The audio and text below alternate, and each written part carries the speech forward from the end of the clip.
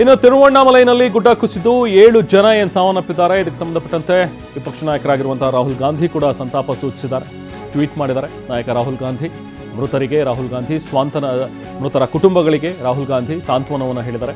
ಕಾಂಗ್ರೆಸ್ ಕಾರ್ಯಕರ್ತರು ಪರಿಹಾರ ಕಾರ್ಯದಲ್ಲಿ ತೊಡಗಬೇಕು ಅನ್ನುವಂಥ ಒಂದು ಕರೆಯನ್ನು ಕೂಡ ನೀಡಿದ್ದಾರೆ. ಸರ್ಕಾರದ ಜೊತೆಗೆ ಅಲ್ಲಿರುವಂತಹ ಸ್ಥಳೀಯರ ಜೊತೆಗೆ ಕಾಂಗ್ರೆಸ್ನ ಕಾರ್ಯಕರ್ತರು ಕೂಡ ಕೈ ಜೋಡಿಸಿ ಅಂತೇಳಿ ರಾಹುಲ್ ಗಾಂಧಿ ಮನವಿ ಮಾಡಿದ್ದಾರೆ. ಹಾಗೆ ಮೃತರ ಕುಟುಂಬಗಳಿಗೆ ರಾಹುಲ್ ಗಾಂಧಿ ಸಾಂತ್ವನವನ್ನು ಹೇಳಿದ್ದಾರೆ. ತಮಿಳುನಾಡಿನಲ್ಲಿ ಫೆಂಗಲ್ ಚಂಡಮಾರುತದಿಂದಾಗಿ ಆಗಿರುವಂತಹ ಅನಾಹುತಗಳಿವೆ. ಸುಮಾರು 7 ಜನ ಸಾವನ್ನಪ್ಪಿದ್ದಾರೆ. ಇದರಲ್ಲಿ ನೋಡಿ, ಎಲ್ಲಿ ಕಣ್ಣು ಹಾಯಿಸಿದ್ರು ಕೂಡ ಡ್ರೋನ್ ದೃಶ್ಯಗಳನ್ನು ನೋಡ್ತಾ ಇದ್ರಿ. ಅಲ್ಲಿ ಈಗ ತೆರವು ಕಾರ್ಯಾಚರಣೆ ನಡೀತಾ ಇರುವಂತಹ ಒಂದು ದೃಶ್ಯಗಳಿವು.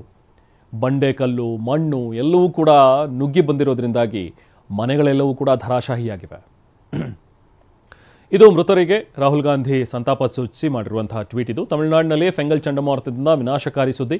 ಈ ದುರಂತದ ಸಂದರ್ಭದಲ್ಲಿ ಆತ್ಮೀಯರನ್ನು ಕಳೆದುಕೊಂಡವರಿಗೆ ನನ್ನ ಸಂತಾಪಗಳು ಅಂಥೇಳಿ ರಾಹುಲ್ ಗಾಂಧಿ ಹೇಳಿದ್ದಾರೆ. ತಮ್ಮ ಎಕ್ಸ್ ಖಾತೆಯಲ್ಲಿ ಬರ್ಕೊಂಡಿದ್ದಾರೆ. ನನ್ನ ಆಲೋಚನೆಗಳು ಮನೆ ಮತ್ತು ಆಸ್ತಿ ಹಾನಿಗೊಳಗಾದವರ ಬಗ್ಗೆಯೂ ಸಂತಾಪ ಇದೆ. ರಾಜ್ಯದ ಎಲ್ಲ ಕಾಂಗ್ರೆಸ್ ನಾಯಕರು ಮುಂದೆ ಬರಬೇಕು, ಕೈ ಜೋಡಿಸಬೇಕು. ಇಲ್ಲಿ ಹಾನಿಯಾಗಿರುವಂಥ ಒಂದು ಪ್ರದೇಶದಲ್ಲಿ ಸಾಧ್ಯವಾದಲ್ಲೆಲ್ಲ ಪರಿಹಾರ ಕಾರ್ಯಗಳಲ್ಲಿ ಆಡಳಿತಕ್ಕೆ ಅಂದರೆ ಸರ್ಕಾರಕ್ಕೆ, ಅಲ್ಲಿ ರಕ್ಷಣಾ ಸಿಬ್ಬಂದಿಗೆ ಸಹಾಯ ಮಾಡುವಂತೆ ಈ ಮೂಲಕ ನಾನು ಮನವಿ ಮಾಡ್ತೀನಿ ಅಂಥೇಳಿ ರಾಹುಲ್ ಗಾಂಧಿ ತಮ್ಮ ಟ್ವಿಟರ್ ಎಕ್ಸ್ ಖಾತೆಯಲ್ಲಿ ಬರ್ಕೊಂಡಿದ್ದಾರೆ.